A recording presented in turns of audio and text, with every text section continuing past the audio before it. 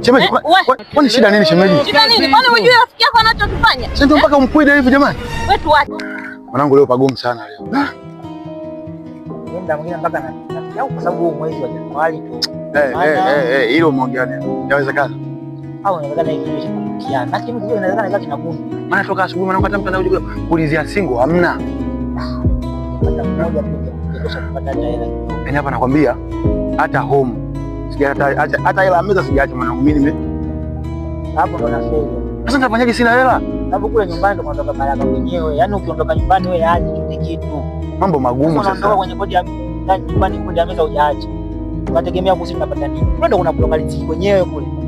Sasa ndio kama hivi hali ngumu mwezi wenyewe ndo kama huu mwanangu kama ulivyoongea. Wewe unazingatia nyumbani kule ndo uhakika.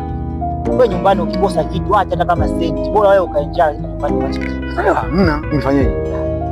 Maisha kama la jasi bana. Hivi wewe mwanaume unataka nikufanyie nini? Unataka nikufanyie nini? Ngoja. Naomba ukae hapa.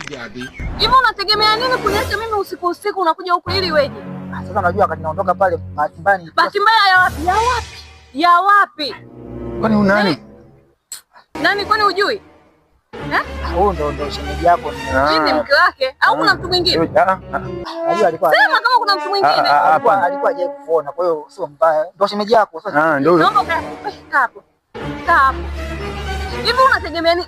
Unaondoka nyumbani saa 11 mpaka saa hizi saa 2. Alafu ukitoka hapo ukirudi nyumbani unataka. Ndio nini? Unaona kuelewa nini?